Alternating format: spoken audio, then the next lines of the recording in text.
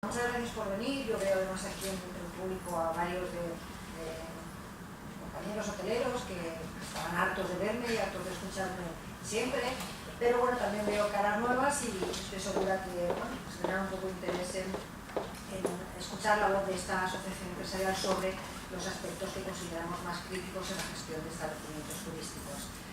Decir que obviamente por nuestra especialidad también yo me voy a centrar en mi intervención en la parte hotelera o en la parte del alojamiento vacacional, porque es a lo que nosotros nos dedicamos profesionalmente. A mí siempre me gusta iniciar mis presentaciones dando algún dato, por si alguien del auditorio no sabe qué es OSBEC y a qué nos dedicamos. Nosotros somos una organización empresarial, ahora mismo tenemos asociadas aproximadamente unos 220 establecimientos hoteleros y de alojamiento turístico, principalmente situados en la provincia de Alicante, pero también ya disponemos de asociados en Valencia y alguno, incluso en la provincia de Castellón, y aglutinamos a unas 70.000 camas de alojamiento, siendo una de las principales organizaciones empresariales de España. A pesar de que el modelo del asociacionismo empresarial es un modelo que empieza a estar cuestionado últimamente, sobre todo por noticias y salidas en prensa, realmente yo creo que el modelo que representamos hoy es un modelo un tanto especial y un tanto particular. En primer lugar, porque el sector al que nos dedicamos, el turismo, ha sido un sector al que la crisis ha rozado, o sea, a otros sectores ha impactado completamente. A nosotros solamente nos ha rozado, algunos más, algunos menos, pero todavía estamos vivos. Además, porque es un modelo de organización empresarial que se ha articulado siempre a través de un sistema de financiación basado básicamente en las aportaciones empresariales. Son las empresas las que aportan cantidades económicas por carácter anual para el sostenimiento de la actividad de la asociación, que le representa como lobby en defensa de sus intereses legítimos. Y además porque a cambio de este dinero obviamente nosotros hemos articulado un sistema muy amplio de servicios que dota de un valor añadido en la pertenencia a esta organización, con lo cual las empresas ven rentabilizado su dinero, el dinero que invierten en las cuotas que pagamos con los servicios que nosotros damos. Yo ya cuando pienso efectivamente que llevo 18 años al frente de esta organización, a mí me han parecido como si hubiesen sido casi 18 meses. Alguno ya puede calcular la edad que tengo con estos datos. Cuando me proponen la ponencia de aspectos críticos en la gestión de los establecimientos hoteleros, me paro a pensar y pienso, ¿qué es crítico en la gestión? Para mí prácticamente es crítico, todo es crítico y a la vez nada es crítico, porque gracias a Dios durante todos estos años hemos pasado situaciones muy difíciles, pero ninguna ha sido insalvable o no se ha desarrollado o se ha solucionado dentro de una cierta normalidad. Para entender quizá los aspectos críticos, a mí siempre me gusta hacer un poco de historia, sobre todo para los más jóvenes, que no sabéis cómo se ha gestado un modelo turístico como el de Benidorm, que además es un modelo turístico muy especial y que merece la pena quizá explicar un poquito. El nacimiento de Benidorm como destino turístico no es casual, o sí que es casual, pero es el fruto del cúmulo de determinadas circunstancias. Benidorm despega como destino turístico en los años 60, a principios de los años 60, pero ya en el año 56 esta ciudad, su alcalde, diseñó el primer plan general de ordenación urbana, donde se configuraba un destino con grandes edificios, con altos edificios y con avenidas de 4 carriles.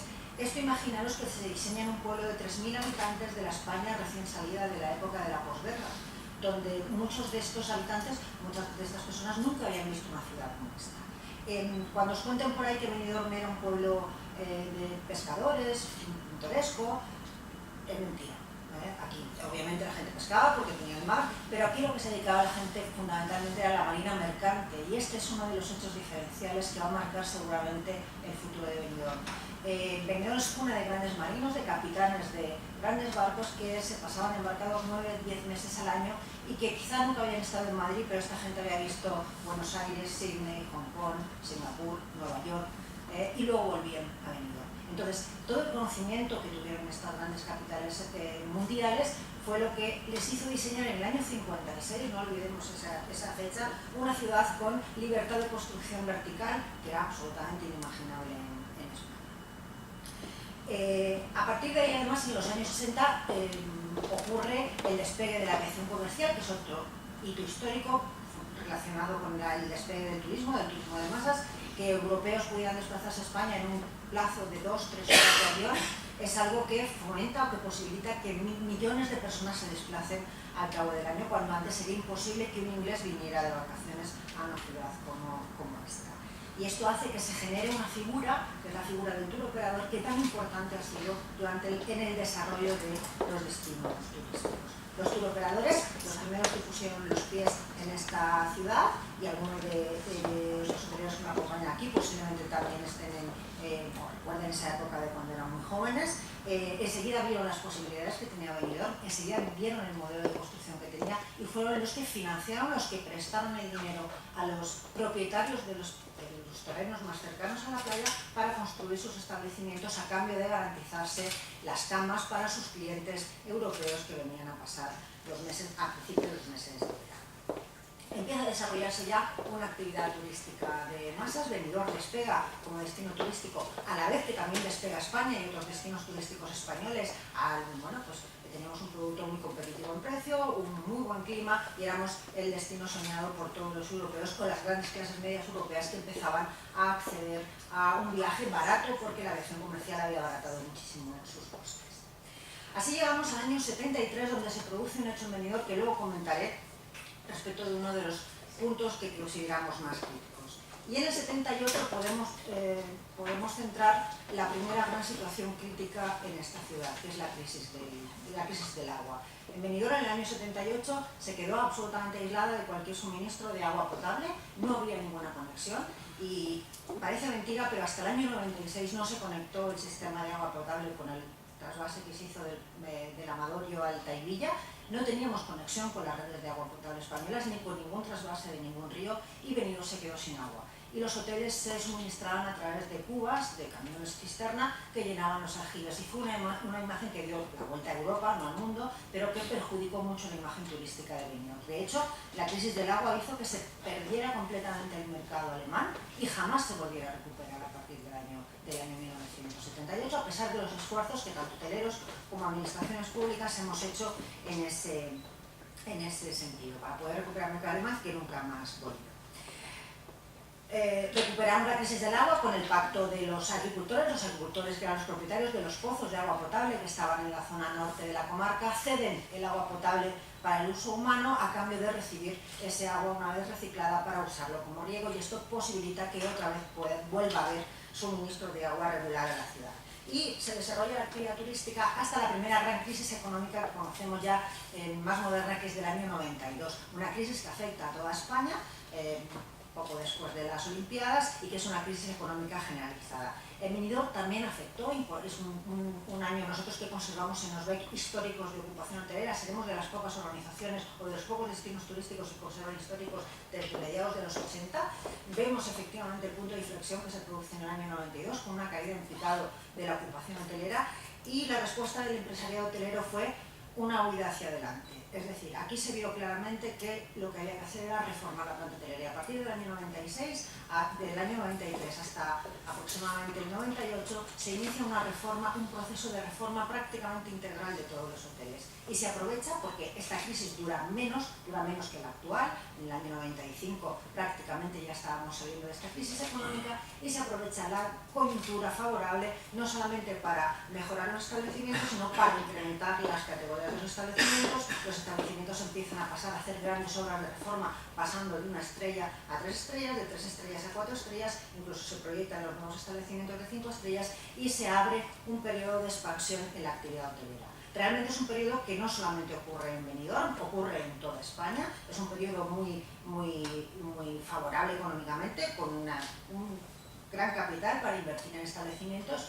Benidorm pasa en ese momento de tener 33.000 camas a las 40.000 actuales aproximadamente, lo que es un crecimiento del 22%, que es bastante moderado si observamos crecimientos de otras plantas hoteleras que directamente duplicaron o triplicaron su capacidad y que ahora son las que principalmente están sufriendo los efectos de la crisis adversa que estamos.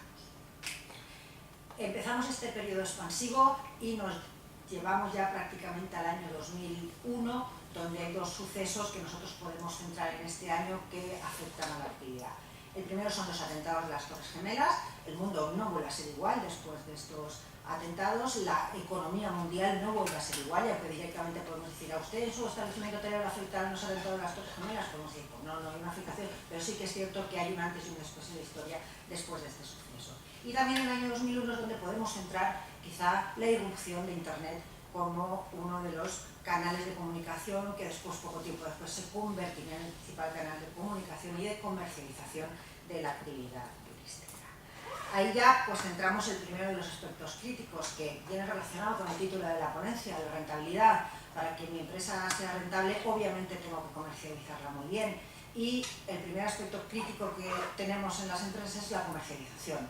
Pasábamos de un modelo, ya lo he enunciado cuando contaba la historia, donde nosotros teníamos todas las cestas de la comercialización, por todos los huevos puestos en la cesta del turoperador. El turoperador ya no sabía, primero nos había dejado el dinero para hacer los hoteles, ya se lo habíamos devuelto obviamente, pero después en esta época expansiva se vendía absolutamente todo y había muchos establecimientos que funcionaban. Yo recuerdo, además lo puedo contar porque no es algo que ya no es historia, sino algo que hemos vivido nosotros, que había establecimientos hoteleros que el 1 de enero tenían los ingresos garantizados durante todo el año. ¿Por qué? Porque trabajaban con contratos de garantía, de 100% de garantía con un turoperador, lo que decía que se ocupara o no se ocupara, el turoperador le pagaba.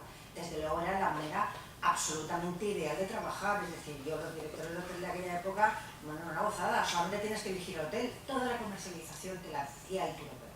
Pero esto tenía un problema, y es que tú no sabías quién era tu cliente. Tú habías dejado la comercialización de tu producto en manos de un tercero que luego, bueno, pues se pudo volver casi tu enemigo y tuviste que aprender, una vez que irrumpe Internet en todo esto, a comercializar directamente. Pero también es cierto que la respuesta de los hoteles fue muy rápida. Enseguida se adaptaron y enseguida se pusieron las pilas y lo que nos parecía en un momento dado como un mundo, realmente se empezó a comercializar. Algunos casos con más éxito, otros casos con menos éxito, pero a la vista ha estado con los datos que íbamos evolucionando, que al final lo supimos hacer y lo estamos haciendo razonablemente bien. Además, en este escenario, en el año 2001, perdemos una ventaja competitiva muy importante y es el tema de la moneda. España se incorpora al sistema de la Unión Monetaria y Reino Unido, que es nuestro principal suministrador de clientes internacionales, no se incorpora al sistema único de la moneda única.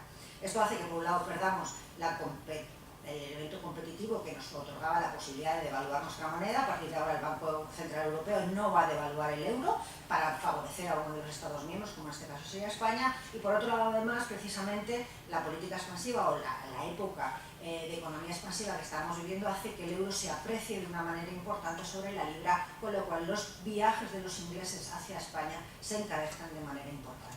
Así además aparecen nuevos destinos competidores en nuestro segmento de sol y playa, fundamentalmente centrados en Egipto y Turquía, que son los que empiezan a hacer mucho daño y es donde empezamos a notar y a tener cierto pánico o cierto miedo en el declive de nuestra importancia en el mercado internacional. Decir que en Benidorm el mercado internacional aproximadamente es el 50% del total del mercado, de los cuales 40% son británicos y el 10% restante de otras nacionalidades, y los 50% son españoles.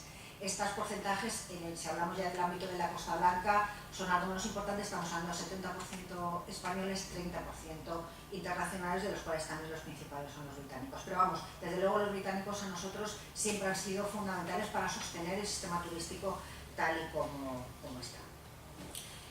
Y después de todo esto llegamos al año 2008, año donde todos entramos en el inicio de la crisis económica, con lo cual empezamos a vislumbrar que vamos a pasar unos años de dificultad. Y sin embargo nos damos cuenta que a partir del año 2008 el turismo vacacional o incluso el modelo de sol y playa muy específicamente se configuran para la sociedad española como un producto de primera necesidad. Vemos como efectivamente en épocas de recesión económica las familias, las personas empiezan a recortar determinados gastos, pero que las vacaciones anuales dirigidas al sol y playa se mantienen y nosotros empezamos a ganar incluso cuota de mercado dentro del propio mercado español. ¿Por qué? Pues porque tenemos un producto económico, porque el transporte es económico, de proximidad, seguro.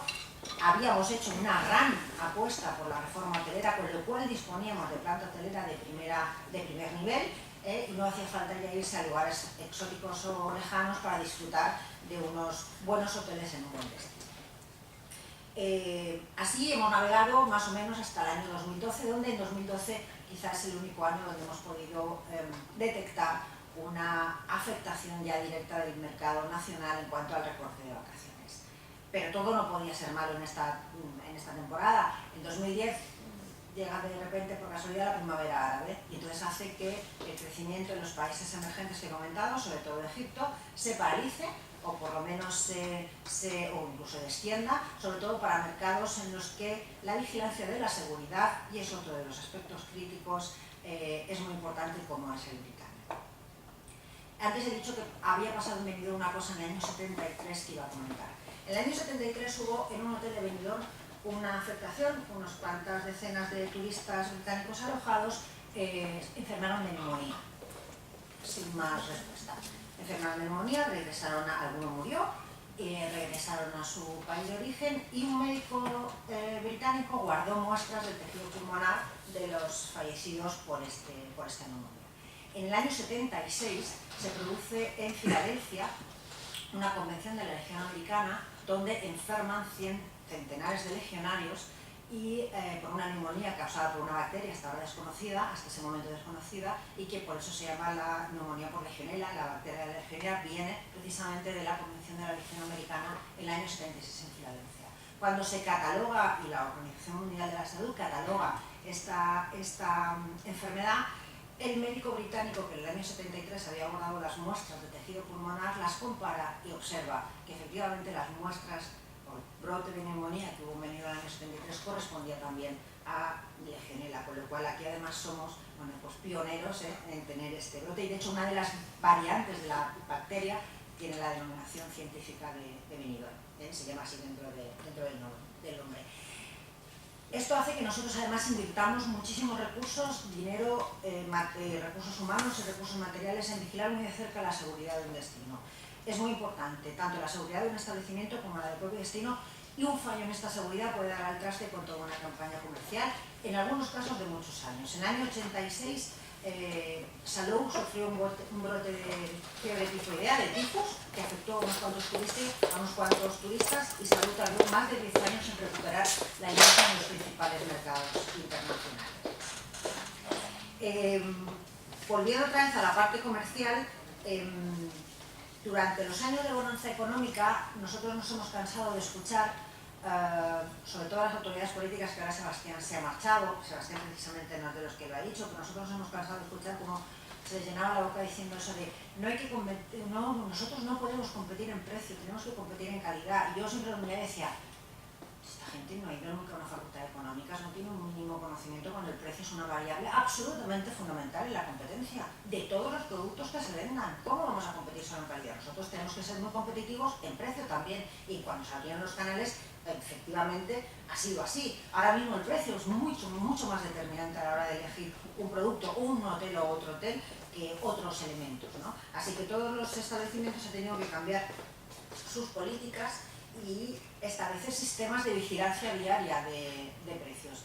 Hace 15 años que mi vecino de al lado tuviera un precio, a mí me da igual, si yo tenía cerrado mis contratos con los operadores a mi precio y era lo que me iban a pagar. Ahora no, ahora tengo que vigilar diariamente mi competencia más cercana a cómo está vendiendo, porque si yo me voy del precio medio de mi competencia, yo no venderé. Ellos llenarán y yo al final me quedaré vacío.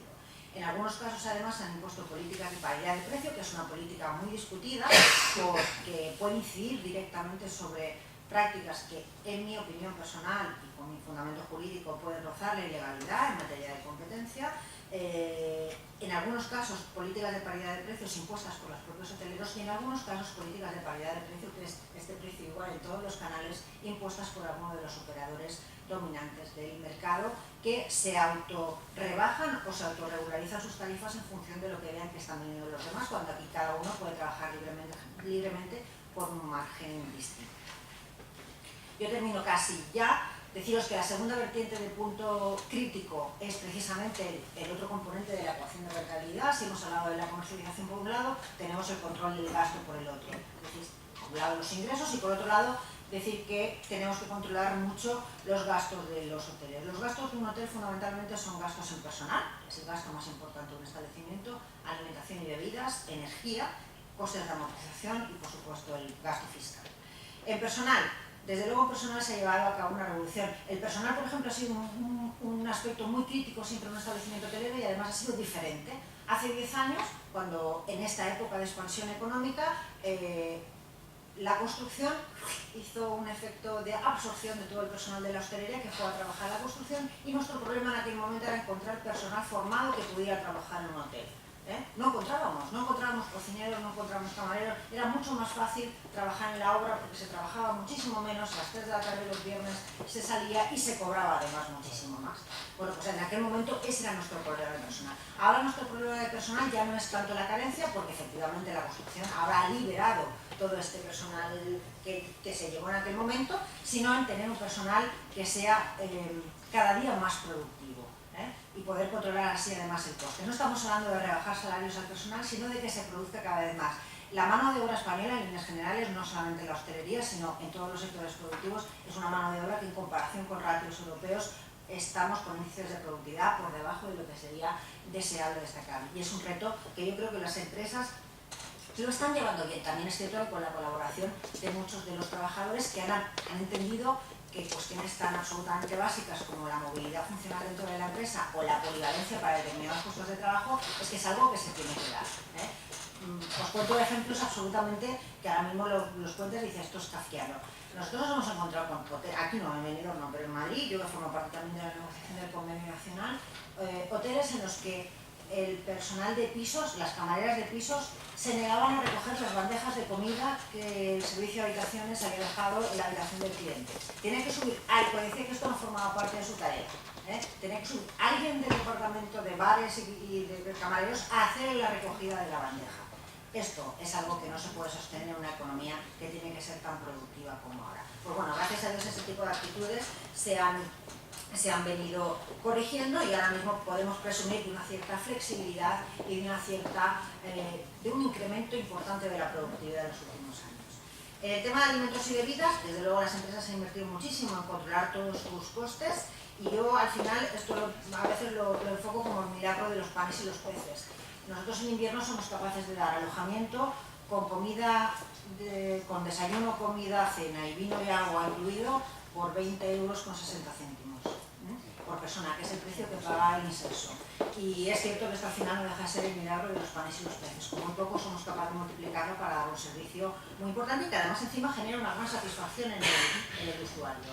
La energía es un coste que se ha incrementado mucho por dos motivos. Uno, porque el propio coste de la energía ha subido, estáis harto de verlos en la prensa diaria, y por otro lado porque el propio consumo de energía del hotel ha subido. Es decir, los hoteles cada vez están dotados de mayor número de elementos de confort, de mayor número de instalaciones, que esto hace que su consumo energético se dispare año a año y por lo tanto es muy importante controlarlo.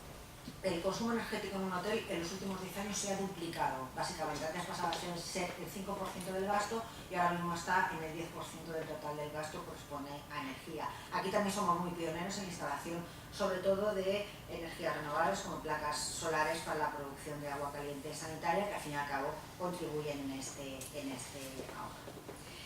El último aspecto, de los dos últimos aspectos críticos que me gustaría señalar, el primero es la sucesión empresarial. Estamos en una empresa, hemos dicho que en los años 60 era cuando se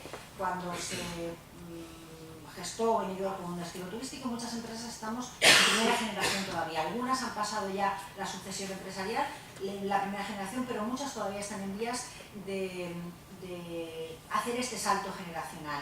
Y puede ser un salto que puede ser complicado. Por un lado, porque ya de por sí partimos de una planta empresarial muy atomizada, muy pequeña, muy fraccionada, y que así además se sigue fraccionando por herederos sucesivos, porque bueno, pues es muy común que el propietario de un establecimiento tenga varios hijos que hereden este establecimiento, y esto al final potencia un fraccionamiento. Yo creo que vamos a asistir en un futuro no muy lejano a procesos de concentración, de venta, de recompra de establecimientos, porque solamente teniendo o disponiendo de un volumen importante de habitaciones y de camas se puede rentabilizar el mercado turístico tal y como está configurado ahora. Pero bueno, esto es algo que está por venir y que está por ver.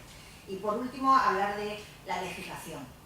Nosotros tenemos muchísimos problemas y podemos presumir de controlar más o menos prácticamente los miles de normas que afectan a un establecimiento hotelero, además de las normas turísticas.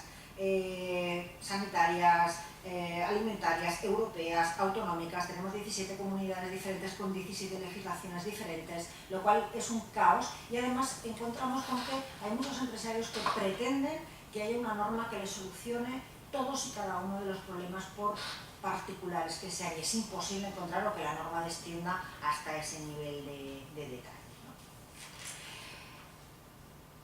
Decir para terminar ya que en nuestra opinión, a pesar de que algunos agoreros hace 15 años vaticinaban el fin del modelo de sol y playa, decían que esto se iba a terminar, que es un modelo que estaba ya en esta curvita que te pintaban, de nacimiento, mantenimiento, y estábamos en el declive, pues no sé, o la curvita estaba mal pintada y seguimos en mantenimiento, o al final nos hemos reinventado y hemos vuelto a generar un nuevo producto y estamos en perfecta vigencia.